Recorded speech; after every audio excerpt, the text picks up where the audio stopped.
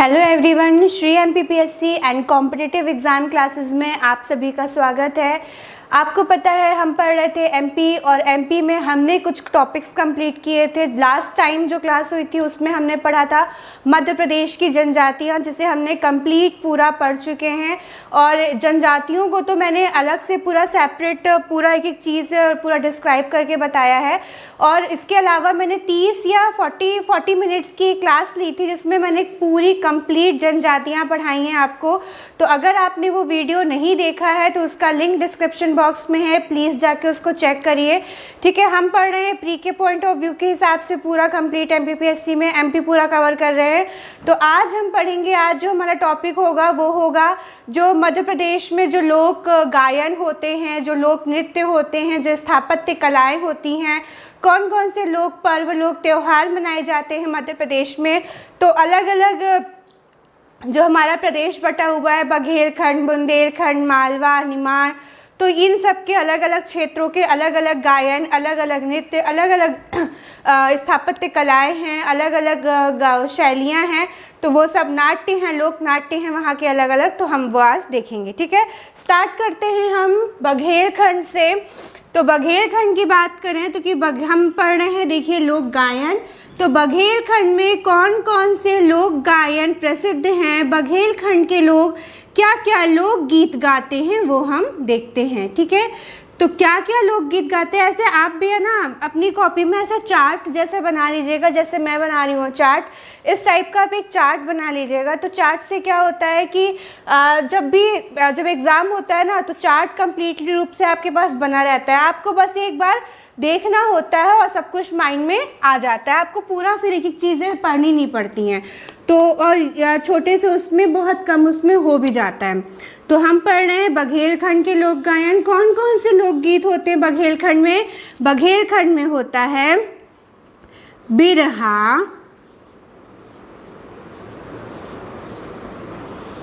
विदेशिया,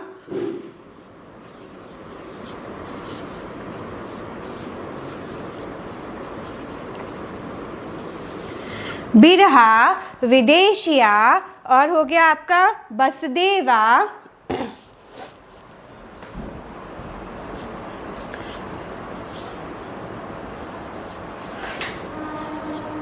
बसदेवा, और हो गया आपका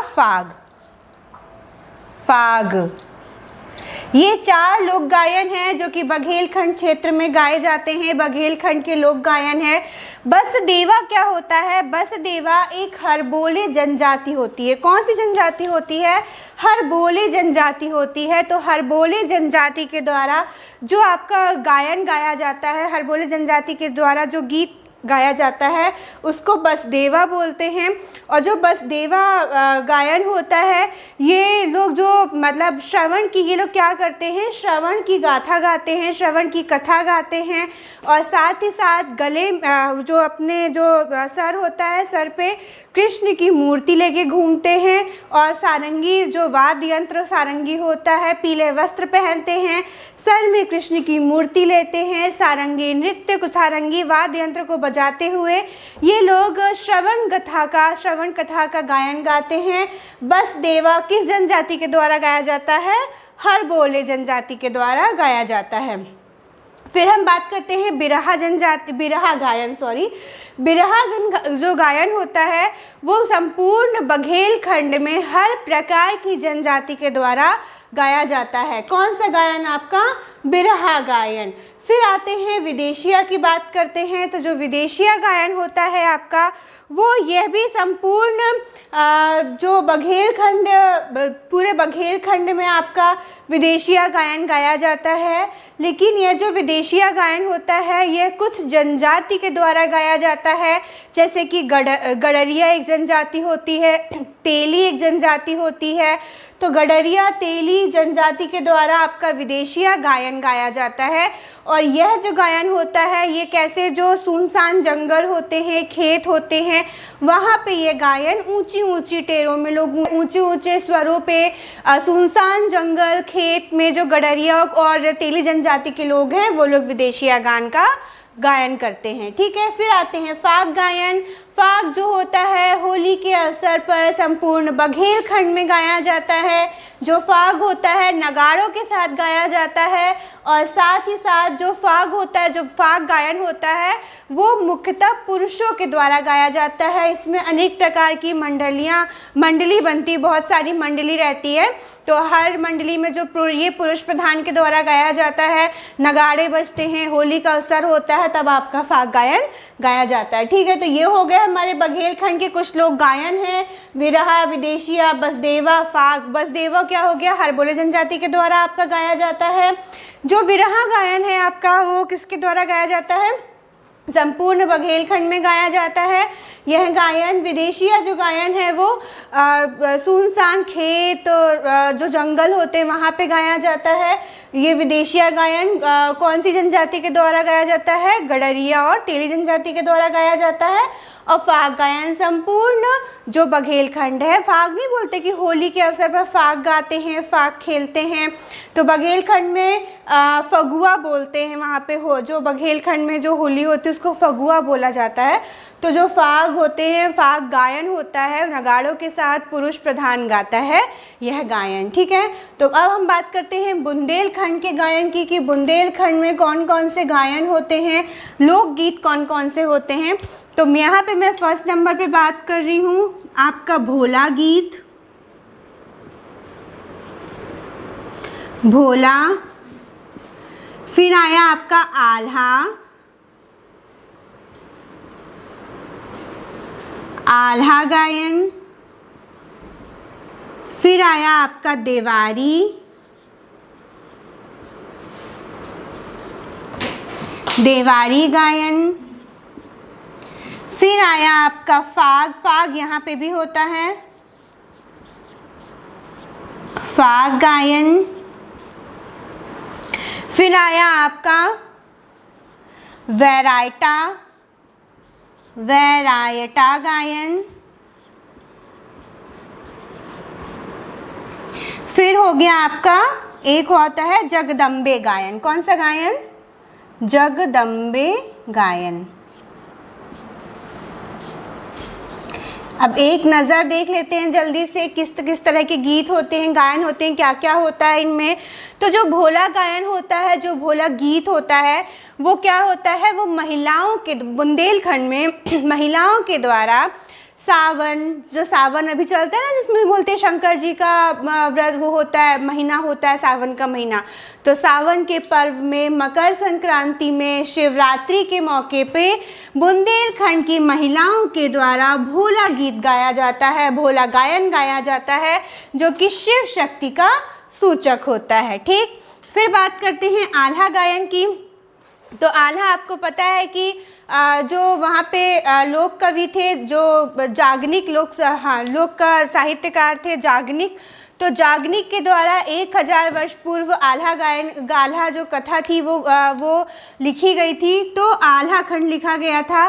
तो जो आल्हा गायन है वहाँ के कुछ लोग होते हैं जो कि लोकल लोग होते हैं, बुंदेलखंड के जो गांव के लोग होते हैं वो आल्हा दिन में घूम घूम के आल्हा गायन का जो प्रचार होता है वो करते हैं, आल्हा गायन को गाते हैं।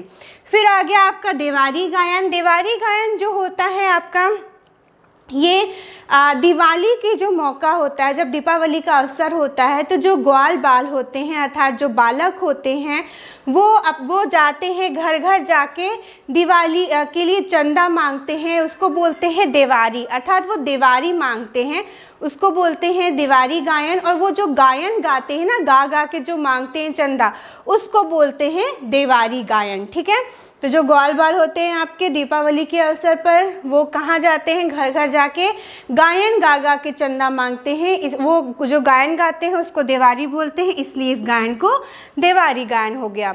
फाग गायन आपका जो होता है यह भी संपूर्ण बुंदेलखंड में फाग अर्थात होली के अवसर पर गाया जाता है आपका फाग गायन। यह जो बुंदेलखंड में, बघेलखंड में भी फाग गाया जाता है, बुंदेलखंड में भी फाग गाया जाता है, लेकिन जो बघेलखंड में गाया जाता है पुरुष के द्वारा गाया जाता है। अनेक मंडलियाँ रहती हैं, मंडली रहती हैं, तो अनेक मंडली नगाड़ों के धुन में नगाड़ों के साथ ये गाती हैं। और फाग गायन बुंदेलखंड में 3 प्रकार से गाया जाता है। एक होता है आपका ठाकुर फाग, एक होता है आपका इसुरी फाग, एक होता है आपका राई फाग। ठीक है, तो जो ठाकुर फाग गाया जाता है, ठाकुर फाग जो होता है वो जो पुरुष और महिलाएं होते हैं एक दूसरे को रंग लगाते हुए, नृत्य करते हुए ठाकुर फाग का गायन करते हैं। इसुरी फाग आपका बैठ के गाया जाता है, पुरुष मंडली बैठ के इस जो गायन गाती है उसको इसुरी फाग बोला जाता है। और जो राई फाग होता है आपका, तो राई नृत्य करते हुए, बुंदेलखंड का प्रमुख लोक नृत्य है राई, अभी हम आगे पढ़ेंगे। तो राई नृत्य करते हुए ये लोग जो गायन गाते हैं उसको बोलते हैं राई फाग गायन, है ना। तो फाग जो होता है बुंदेलखंड में 3 प्रकार से गाया जाता है, ठाकुर फाग, इसुरी फाग और राई फाग। ठीक, फिर बात करते हैं वैरायटा गायन की। तो जो ये गायन है यह भी संपूर्ण बुंदेलखंड में वहाँ के जो लोक जो लोग होते हैं, वहाँ के जो लोग होते हैं उनके द्वारा महाभारत की जो कथा होती है या फिर वहाँ की जो लोक कथाएं होती हैं उनका गायन के रूप में वर्णन किया जाता है, गायन के रूप में गाया जाता है, जिसको बोला जाता है वैरायटा गायन। ठीक, फिर हो गया आपका जगदम्बे गायन। जगदम्बे गायन जो ये भी चैत और कुंवार की जो नवरात्रि आती है उसमें जो देवी माँ होती हैं उनका गायन गाया जाता है, तो हो गया आपका जगदम्बे गायन। तो ये हो गए आपके बुंदेलखंड के कुछ गायन। आप ये बस ये सब याद रखिए कि बुंदेलखंड में कौन कौन से लोक गायन प्रसिद्ध हैं, बघेलखंड में कौन कौन से लोक गायन प्रसिद्ध हैं। क्वेश्चन यही आ सकता है कि वैरायटा गायन कहाँ का है, बुंदेलखंड, बघेलखंड। अब आप ऐसे चार्ट बनाए रहेंगे तो आपको याद रहेगा। विदेशिया कहाँ का है, बसदेवा कहाँ का है। तो इस तरह से क्वेश्चन प्री में पूछता है MPPSC वाले। ठीक, अब हम बुंदेलखंड के बाद आगे बात करते हैं मालवा की, कि मालवा में आपके कौन कौन से गायन प्रसिद्ध हैं, कौन कौन से लोक गायन आपके प्रचलित हैं मालवा में। तो हम मालवा की बात कर रहे हैं, तो मालवा में हम बात करते हैं सबसे पहले भरथरी गायन की। किसकी बात कर रहे हैं, भरथरी।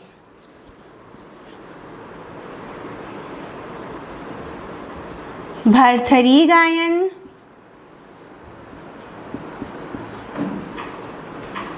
फिर आ गया आपका बरसाती वार्ता।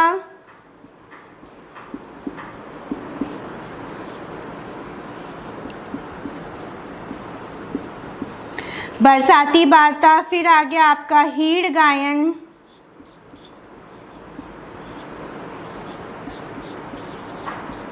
भरथरी गायन, बरसाती वार्ता गायन, फिर आ गया आपका हीड़ गायन। नेक्स्ट आ गया आपका कौन सा गायन, निर्गुणी गायन।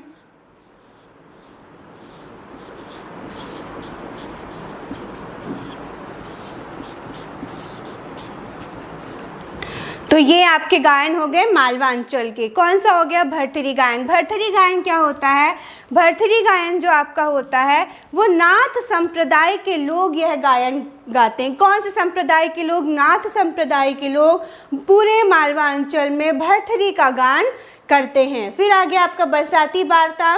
तो बरसाती नाम से ही पता चल रहा है कि मालवा अंचल में बरसात के समय में जब बारिश होती है उस समय में जो गायन गाया जाता है उसको बोला जाता है बरसाती गायन। फिर हो गया आपका हीड़ गायन। तो श्रावण के महीने में मालवा ये हीड़ गायन जो होता है वो 2 चीज़ें याद रखनी है। एक यह सावन के महीने में गाया जाता है और किस जनजाति के द्वारा गाया जाता है, तो अहीर जनजाति के द्वारा। तो श्रावण के महीने में अहीर जनजाति के द्वारा आपका हीड़ गायन गाया जाता है पूरे मालवा अंचल में। फिर आ गया आपका निर्गुणी भजन गायन। तो यह जो भजन है ये कबीर के जो उपासक होते हैं, कबीर को जो मानने वाले होते हैं वो इस गायन का गान करते हैं पूरे मालवा अंचल में। तो ये हो गए आपके मालवा के लोक गायन, भरथरी, बरसाती वार्ता, हीड़ और निर्गुणी। ठीक, अब हम बात करते हैं निमाड़ के लोक गायन की। निमाड़ में कौन कौन से लोक गायन प्रचलित हैं, निमाड़ में कौन कौन से गायन आपके गाए जाते हैं निमाड़ अंचल में। तो सबसे पहले हम बात करेंगे कलगी तुर्रा। अभी 2021 का जो MPPSC का पेपर हुआ था उसमें यह क्वेश्चन पूछा गया था कि कलगी तुर्रा कहाँ का लोकगीत है। तो कलगी तुर्रा निमाड़ का लोकगीत है। कलगी तुर्रा, कलगी तुर्रा हो गया। फिर आपका कलगी तुर्रा जो आपका गाया जाता है वो एक क्या होता है कि चंग की थाप पे गाया जाता है। चंग एक वाद्य यंत्र होता है, उसकी थाप पे यह गायन कलगी तुर्रा गाया जाता है। इसमें दो समूह होते हैं, ठीक है, एक समूह हो गया, दूसरा समूह हो गया। तो दोनों समूह जैसे कि प्रतियोगिता नहीं चलती है, उस हिसाब से ये लोग गायन करते हैं कि एक क्वेश्चन पूछेगा लेकिन वो गा गा के क्वेश्चन पूछेगा, दूसरा उसका आंसर देगा, वो भी गा गा के आंसर देगा, फिर ये वाला क्वेश्चन पूछेगा, फिर ये आंसर देगा। इस तरह से ये लोग ये जो कलगी तुर्रा ये लोग गाते हैं। कलगी तुर्रा पूरी रात चलता है क्योंकि किसी के क्वेश्चन आंसर्स ख़त्म ही नहीं होते हैं। तो सवाल जवाब के तौर पे यह गायन गाया जाता है पूरे निमाड़ अंचल में, जिसको बोला जाता है कलगी तुर्रा, ठीक है। फिर बात करते हैं संत सिंगा जी गायन। तो जो संत सिंगा जी के वो रहते हैं ना, उपासक रहते हैं, वो संत सिंगा जी की जो गाथाएं हैं उनको गायन के रूप में गा के उनको प्रचार करते हैं। तो ये हो गया आपका संत सिंगा जी गायन। फिर हो गया आपका एक हो गया मसाणिया गायन। मसाणिया गायन, तो मसाणिया गायन में क्या होता है कि जो आपके यहाँ निमाड़ अंचल के लोग होते हैं, इसको मृत्यु गान भी बोला जाता है। मसाणिया को क्या बोला जाता है? मृत्यु गान। तो निमाड़ अंचल के लोग किसी की मृत्यु में जो गीत गाते हैं, जो गायन करते हैं, उसको बोला जाता है मसाणिया गायन। तो ये हो सकता है कि क्वेश्चन आ सकता है PAPSC में कि मसाणिया कहाँ का लोक गायन है। तो मसाणिया निमाड़ का लोक गायन है। मसाणिया सिर्फ निमाड़ अंचल में गाया जाता है। निमाड़ में कौन कौन से जिले आते हैं? खंडवा और खरगोन, ठीक। पूर्वी निमाड़ और पश्चिमी निमाड़ के नाम से आते हैं। फिर हो गया फाग गायन। यहाँ पे भी फाग होली के अवसर पर गाया जाता है, ठीक है। तो ये हो गया आपके निमाड़ का लोक गायन। इस तरह से आपका लोक गायन कंप्लीट होता है। बघेलखंड, बुंदेलखंड, मालवा अंचल और निमाड़ अंचल। आप इस तरह से आप भी एक चार्ट बना लीजिए, उसमें लोक गायन लिखिए। एक पेज में आपका पूरा लोक गायन कंप्लीट हो गया, ठीक है। नोट डाउन करना है तो करिए। फिर हम आगे बढ़ते हैं लोक नृत्य की तरफ कि इन्हीं अंचल्स में कौन कौन से लोक नृत्य प्रसिद्ध हैं। अभी हमने देखा लोक गायन, अब हम देखेंगे लोक नृत्य।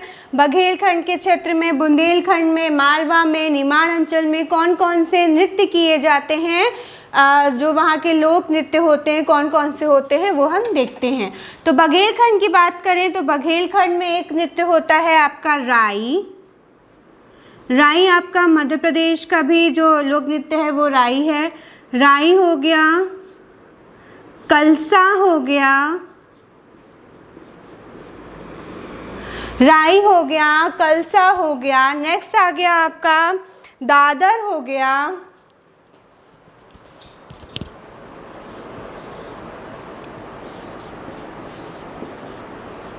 अहिराई हो गया,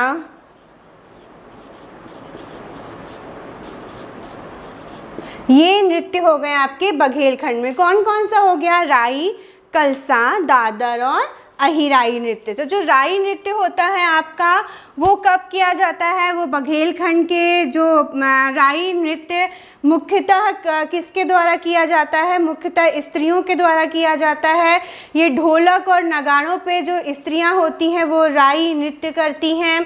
फिर हो गया आपका कलशा नृत्य। कलशा नृत्य जो होता है ये जो अहीर समाज की जो औरतें होती हैं वो अधिकतर ये है मुख्यतः ये वो नृत्य करती हैं। कलशा नृत्य क्या होता है कि जब बारात आती है बघेलखंड में, बारात की जब अगवानी होती है तो वहाँ की जो महिलाएं होती हैं वो सर पर कलश रखकर बारात का स्वागत करती हैं। उस समय जो गायन गाया जाता है, उस समय जो गीत गाया जाता है उसको बोला जाता है कलशा गायन, ठीक है। कहाँ का है? बघेलखंड का नृत्य है। उस समय कलशा गायन गाया भी जाता है और साथ ही साथ वहाँ पे जो पुरुष होते हैं वो नृत्य करते हैं और कहीं कहीं पे कुछ महिलाएं भी नृत्य करती हैं जिसको बोला जाता है कलशा नृत्य। ठीक है, क्या होता है बघेलखंड में जब बारात की अगवानी होती है अर्थात जब बारात आती है तो महिलाएं कलश लेके बारात का स्वागत करती हैं नृत्य करते हुए, पुरुष भी करते हैं, तो उसको बोला जाता है कलशा नृत्य। ठीक है, फिर हो गया आपका दादर नृत्य। जो दादर होता है आपका दादर नृत्य होता है वह बघेलखंड का प्रसिद्ध नृत्य है। बघेलखंड का प्रसिद्ध नृत्य है आपका दादर नृत्य, जो कि अहिर समाज के द्वारा, अहिर जनजाति के द्वारा आपका किया जाता है। अहिराई नृत्य भी आपका अहिर जनजाति के द्वारा किया जाता है। ठीक है, अब बात करते हैं बुंदेलखंड के नृत्य की। तो बुंदेलखंड में पहला जो नृत्य हो गया आपका वो हो गया कानड़ा, राई, बरेदी, बधाई, ढिमराई। कौन कौन सा? पहले तो हो गया ये राई, ठीक, फिर दूसरा हो गया कानड़ा, फिर हो गया आपका बधाई, फिर हो गया आपका सैरा, फिर हो गया आपका ढिमराई,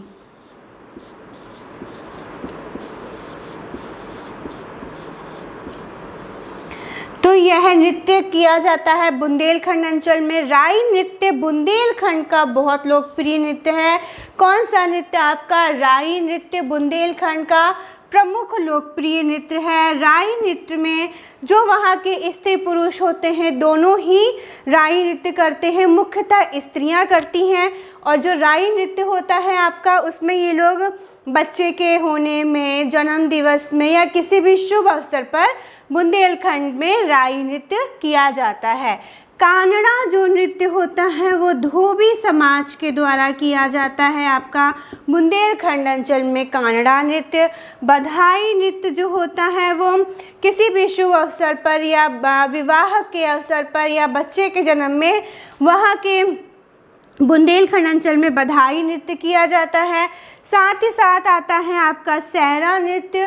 तो सैरा नृत्य जो होता है बुंदेलखंड अंचल में जब सावन का जो महीना होता है, जब बरसात का जो टाइम होता है, उस टाइम पे जब फसल लहलहाती है, हर जगह हरियाली छाई रहती है, तो हरियाली जो अंचल होता है उसके लिए नृत्य किया जाता है सैरा नृत्य। और ढिमराई जो नृत्य होता है वो ढीमर जनजाति के द्वारा दिवाली के अवसर पर किया जाता है आपका ढिमराई नृत्य। तो ये हो गए आपके बुंदेलखंड के कुछ लोक नृत्य जो कि राई, कानड़ा, बधाई, सैरा और ढिमराई। ठीक, फिर अब बात करते हैं मालवा के अंचल की लोक नृत्य की। मालवा में कौन कौन से लोक नृत्य प्रसिद्ध हैं? तो हो गया आपका मटकी, मटकी नृत्य मालवा में अंचल में बहुत प्रसिद्ध है। दूसरा आ गया आपका आड़ा खड़ा राजवाड़ी,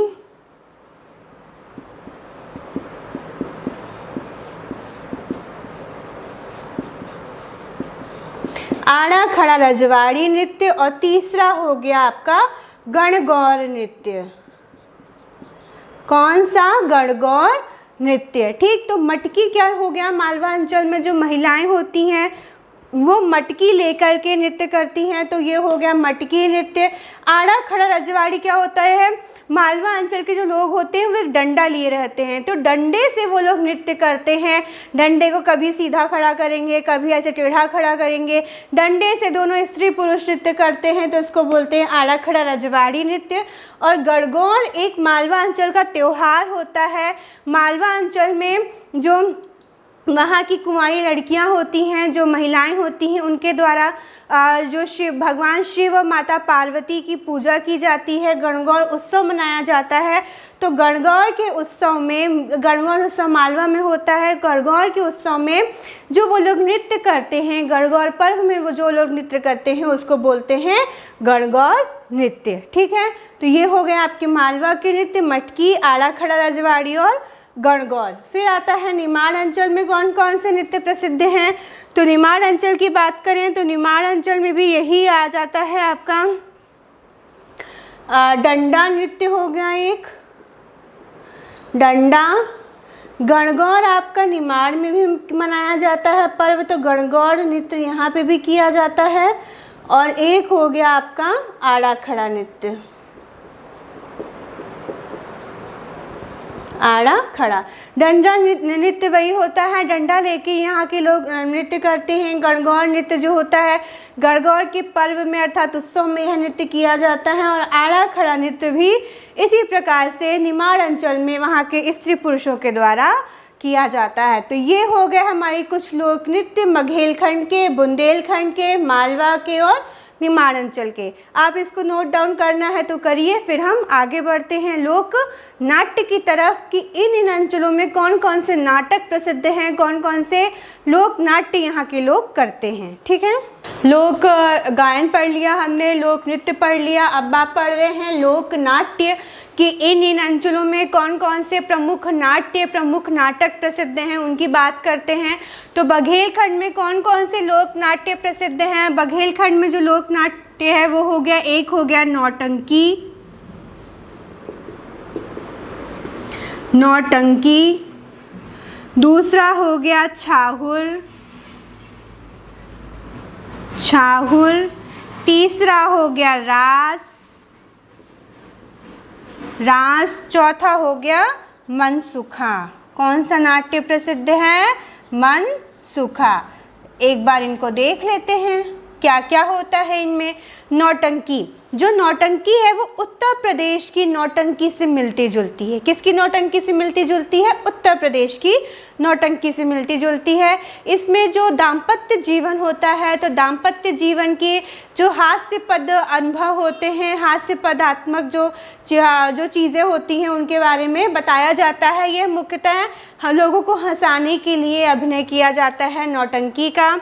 छाहुर जो होता है वो कृषक जनजाति के द्वारा यह नाटक किया जाता है, नाट्य किया जाता है, जिसे कहा जाता है छाहुर नृत्य। किसके द्वारा किया जाता है, कृषक जनजाति के द्वारा। दिवाली से लेके गोप अष्टमी तक यह नृत्य होता है अहीर समाज के द्वारा, नाट्य होता है अहीर समाज के द्वारा दिवाली से लेकर के गोप अष्टमी तक।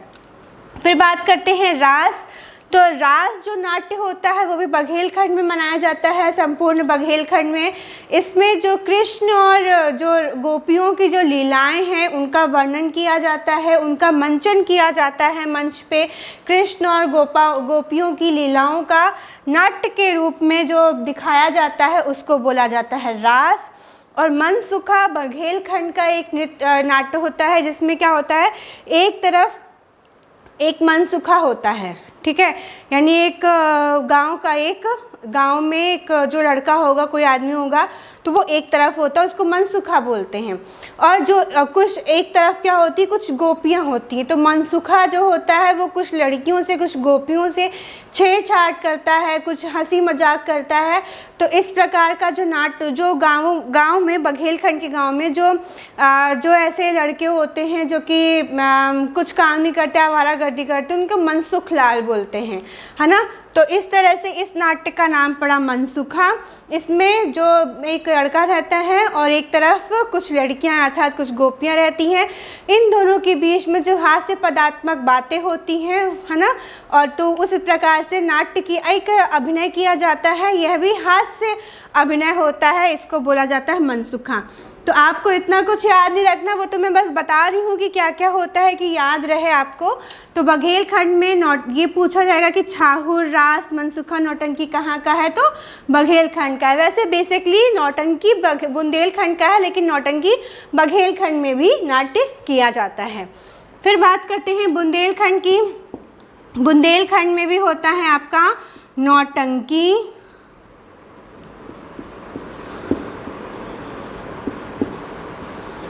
नौटंकी। फिर होता है आपका एक होता है जो दूसरा होता है वो होता है नौटंकी के बाद होता है आपका अखाड़ा।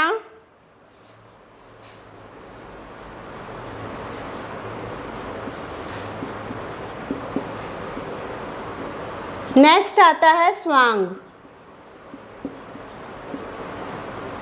नौटंकी, अखाड़ा, स्वांग। तो बुंदेलखंड का प्रसिद्ध लोक नाट्य है आपका नौटंकी। बघेलखंड का भी नौटंकी, बघेलखंड में भी नाट्य होता है, लेकिन बघेलखंड में स्त्री पुरुष के वैवाहिक जीवन को हास्य पदात्मक रूप से दिखाया जाता है, लेकिन जो बुंदेलखंड का नौटंकी होता है उसमें भरथरी और जो ध्रुव, प्रहलाद, सम्राट अशोक आदि की जो कहानियाँ होती हैं उनको नाट्य के रूप में दिखाया जाता है बुंदेलखंड में। अखाड़ा जो होता है वो एक शक्ति प्रदर्शक के रूप में अखाड़ा माना जाता है। तो यह विजयादशमी के दिन यह नाट्य होता है।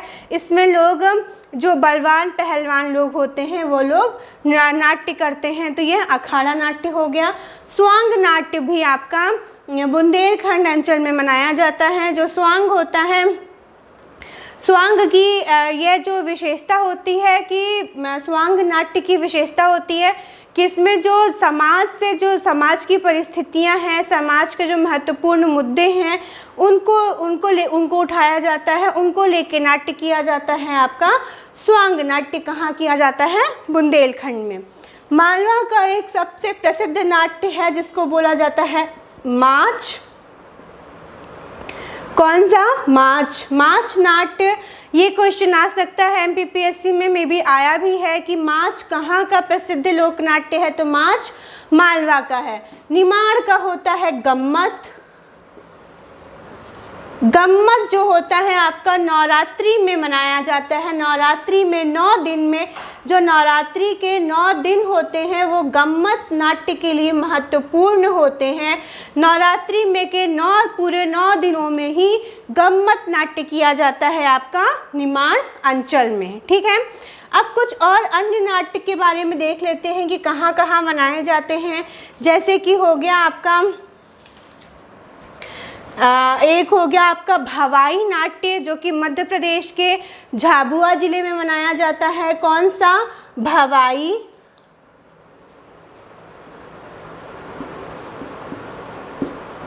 भवाई नाट्य आपका झाबुआ जिले में मनाया जाता है। फिर हो गया आपका एक होता है लकड़बग्घा। लकड़बग्घा नाट्य होता है जिसमें क्या होता है, जो लड़का होता है, ये आदिवासी समाज में मनाया जाता है। लकड़बग्घा नाट्य, इसमें जो आदिवासी लड़का होता है, आदिवासी समाज के द्वारा बनाया जाता है। इसमें जो लड़का होता है वो क्या करता है, वो लड़की को लेके भाग जाता है। ये नाट्य है, रियल में ऐसा नहीं होता है, ऐसा नाटक करते हैं ये लोग। फिर वो लड़की को लेने कोई दूसरा आता है। इस तरह से लकड़बग्घा नाट्य किया जाता है। ठीक है, और तो एक होता है आपका जिंदबा नाट्य। तो जो जिंदबा नाट्य होता है ये महिलाओं के द्वारा किया जाता है विवाह के अवसर पर। कौन सा नाट्य होगा आपका? जिंदबा नाट्य। ये महिलाओं के द्वारा, ये कुछ अन्य नाट्य हैं जो कि किसी अंचल से रिलेटेड नहीं है, बस ऐसे ही बता रही हूँ। तो ये लोक नाट्य आपके कंप्लीट हो गए। बघेलखंड में नौटंकी, छाहुर रास मनसुखा, बुंदेलखंड में नौटंकी, अखाड़ा, स्वांग, मालवा का हो गया माच, निमाड़ में हो गया गम्मत जो कि नवरात्रि के मौके पे होता है। भवाई नाट्य आपका झाबुआ जिले में मनाया जाता है। लकड़बग्घा में क्या होता है कि लकड़बग्घा आप समथिंग कुछ बघेलखंड से कह सकते हैं कि बघेलखंड में होता है ये। तो और जिंदबा नाट्य हो गया, महिलाएं विवाह के अवसर पर यह नाट्य करती हैं। और लकड़बग्घा हो गया आपका आदिवासी समूह के द्वारा यह नाट्य किया जाता है। इस तरह से आपका लोक नृत्य, लोक गायन, लोक नाट्य एक चार्ट में कंप्लीट हो चुका है। आप इसको नोट डाउन करिए। नेक्स्ट क्लास में हम देखेंगे जो लोक त्यौहार कौन कौन से होते हैं और स्थापत्य कलाएं कौन सी हैं मध्य प्रदेश की, उनके बारे में हम देखते हैं। तब तक के लिए आप हमारे चैनल को लाइक करिए, शेयर करिए, सब्सक्राइब करिए, कमेंट करिए। और जो भी पुरानी क्लासेस हैं जो आपने नहीं देखी होंगी उनका जो लिंक है डिस्क्रिप्शन बॉक्स में है, आप उससे जाके प्लीज़ देखिए। Thank you so much.